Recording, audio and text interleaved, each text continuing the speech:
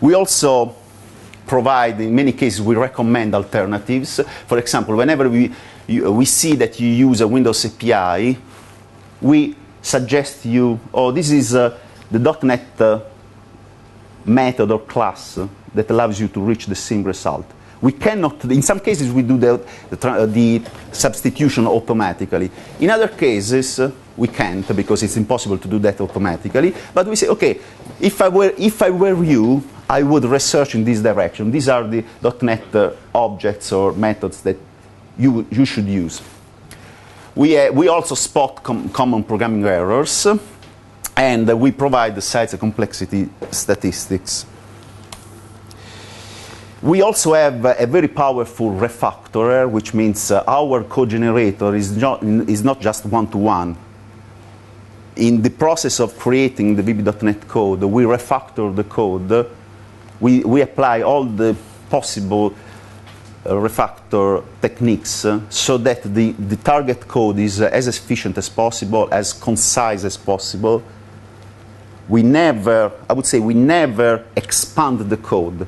In some cases, we shrink the code because we believe that the less code you have to maintain, the better it is for your company. It's a rule in the software industry.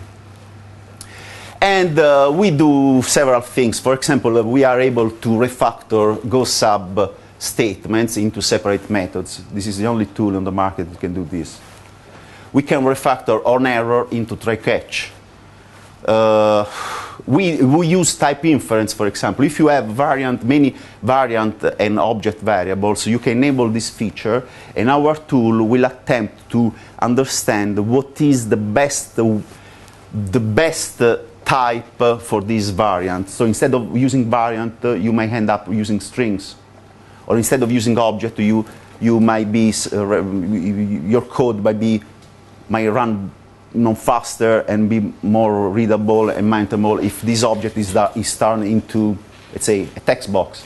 So if our tool understands that the substitution is correct and you enable that option, it does the replacement.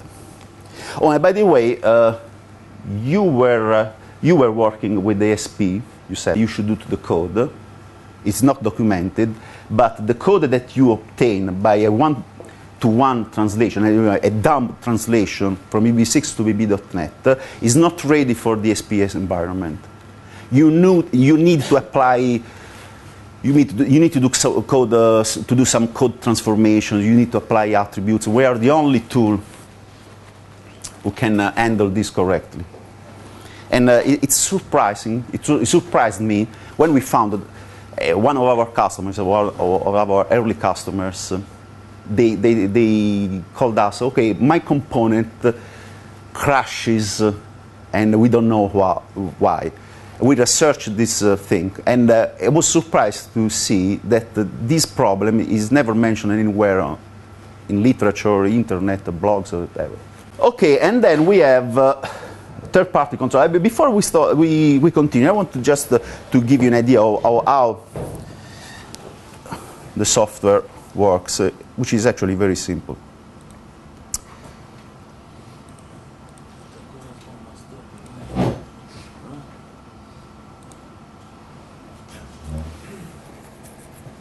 Oh, by the way,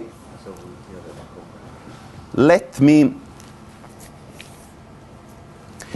If do you think we can spend 10 minutes in a real, hands-on demonstration? 10 minutes, okay. So stay with me for 10 minutes, okay. I want to show you, ideally, what is the process, the convert test fix process. What are pragmas, and why you should care. So in a very reduced manner, because we don't have the entire day, I will show you in small, I will show you how the conversion process goes when you use our tool. And we use a process, so let's go back to the slide for a moment. We use a process which is called convert test fix. Oh, before that, I have to explain this, pragmas. What is a pragma? The pragma, I would say, is one of the secrets of our solution, or our approach. A pragma conceptually is very, very simple. It's trivial. One of those things, you know, nobody thought of it before. A pragma is nothing but a special comment that we can put into the VB6 source code. This, or we can use this VB6 source code, or we can use separate files. We have this option. But basically, what is a pragma? A pragma is a comment that tells our tool, VB migration partner, explains our software what to do with specific code portions, or say code problems. No, just imagine, when you migrate from VB6 to .NET, there are things that can migrate completely automatically. In that case, we know that there is only one good way to do the migration. We know that, and we do the migration automatically. Okay, so far so good. Now, what happens when you have different strategies? No, you have to suggest our software what to do in that specific case. Okay, so let's focus for a moment on the problem of arrays. If you are familiar with the arrays in VB.NET, the problem in VB.NET is that arrays cannot have a lower bound different than 0. So, for example, in VB6, you can have this array that goes from 1 to 10. In VB.NET, this is not allowed. It must start with 0.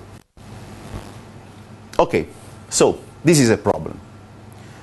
There are several ways to solve this problem. For example, the simplest strategy is that, okay, let's make the array start from 0. So instead of having 1 to 0, we have 0 to, instead of having 1 to 10, we have 0 to 10. If the programmer has a consistent coding style in which all the loops are written for I that goes from 1 to U bound of this array, if your programming style is this one, doesn't really matter whether you add the 0 element. No? It will be never used. Who cares? Unless you store the array into a file, for example. But anyway, in most cases, it doesn't matter. And therefore, that strategy should be okay. And this is what we do here. We are telling, okay, in general, for example, we can say, in general, all the arrays in the application, I would say, most of our developers are consistent with this coding style. Therefore, just add the 0 element. Okay, this is the strategy we used to call for 0. And it means that in the entire project, all arrays will be forced to have a 0 element. Okay, now let's further suppose that a new developer comes, or had come, and he has a different coding style. He always uses from L bound to U bound. No, for Y that goes from L bound to U bound. In this case, if you add a 0 element, you are in trouble, because now the array has, now the loops iterates for 11 times, not just 10. Okay, in this case, what would you do if you were a smart developer working at the migration? You would say, okay, instead of writing array that goes from 1 to 10, let's transform that into the array that goes from 0 to 9. And this is exactly what we have with another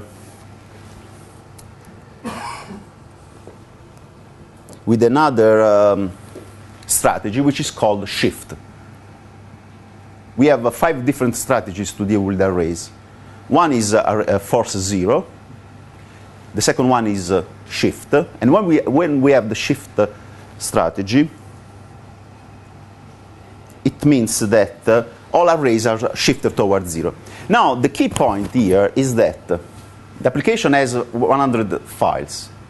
All of them have been written in the old style, and then this new guy has changed the coding style. Pragmas are so flexible that they can account for this case, which is actually very, very frequent. And in fact, Pragma, I believe that the most powerful feature of Pragmas is that they have a scope, exactly like variables. You can have global variables, you can have file variables, no class variables. You can have method local variables and so forth. Pragmas have exactly the same approach. You can have project-wide Pragmas. So if the comment has a project column prefix, the Pragma applies to the entire solution. But if you have the same Pragma, so in this case I should have project column array bounds force 0. This is the overall strategy. In those two files, I will have another Pragma that says array bounds shift. So the Pragma at the file level overrides or shadows the Pragma at the global level. Inside that file, I could have another array bounds Pragma at the method level. So all the arrays in this file should be treated, should be shifted towards 0, except the arrays in this method, because in this method I have a third Pragma which shadows the other Pragmas up in the hierarchy. And I can be as granular as the variable level. I can even say, okay, this specific array uses this specific strategy. So in practice, with very few well-chosen Pragmas, you can solve the array problem.